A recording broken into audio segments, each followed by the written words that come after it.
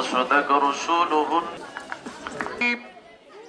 যিনি তৈরি রহমান সাহেব যিনি বিশিষ্ট শিক্ষার্থীরা আজকে আপনারা জানেন বাংলাদেশের সরকারি যে সকল প্রতিষ্ঠান রয়েছে প্রত্যেকটি প্রতিষ্ঠানে আপনারা পর্যবেক্ষণ করে দেখেন বিভিন্ন হাসপাতাল, মসজিদ, মাদ্রাসা, এমনকি যে পিজি হাসপাতাল রয়েছে, আমার জানা মতে সে পিজি হাসপাতালে অনেকগুলো অ্যাম্বুলেন্স তিনি দান দিয়েছেন, রোগীদের পাশে তিনি দাঁড়িয়েছেন, অসহায়দের পাশে তিনি দাঁড়িয়েছেন। যে সুখী মানুষ, এত বড় সত্যবাদী একজন বাংলাদেশের বিজনেস ম্যাগনেট, ওনার উপরে যে তহমত দেওয়া হয়েছে, ওনার বিরুদ্ধে যে মিথ্যা মামলা আরোপ করা হয়েছে, এই মামলা যদি অনতিবিলম্বে পরিহার করে নেওয়া হয়, শুধু রূপগঞ্জে নয় বাংলাদেশের আনাচে কানাচে তার অনেক বক্তব্য রয়েছে। মামলা দেওয়া হয়েছে, সে মামলা প্রত্যাহারের জোর দাবি জানাচ্ছি বর্তমান অন্তর্বর্তীকালীন সরকারের প্রধানের কাছে।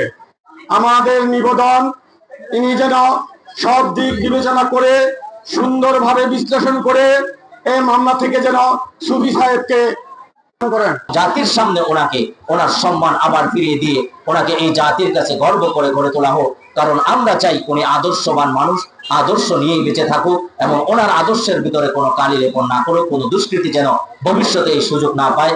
আমি একজন শিক্ষক হিসেবে মিজানুর রহমানকে যতটুকু চিনি এবং জানি, ওনার নামে যদি এই ধরনের মামলা হয় তাহলে তো আমাদের সবার নামেই হওয়া উচিত।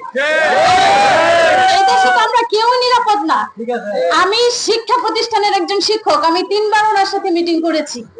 যতবারই গিয়েছি আমার একটা ছোট্ট ছেলে যার বয়স 7 বছর, 8 বছর 11 বছরে আমি ওনার কাছে নিয়ে গেছি, আমার বাচ্চাটার সাথে গেছে। বরাবর 3-4 ঘন্টার মিটিং এ উনি আমার বাচ্চাটা সারাক্ষণ কোলে নিয়ে মিটিং করছে। সেই মানুষ কিভাবে হয় একজন শিক্ষার্থীর মৃত্যুকারী?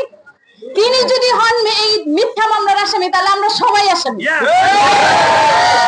বর্তমান সরকার আমাদের সবাইকে আসামি করুক, সবাইকে জেলে নিয়ে ভরে রাখুক, অন্যথায় এই মিথ্যা মামলা কিভাবে প্রত্যাহার করবে সেটাই সরকারের বিষয়। তারা কিভাবে মিথ্যা মামলা থেকে ওনাকে অব্যাহতি দিবেন সেটা তারা বিবেচনা করুক।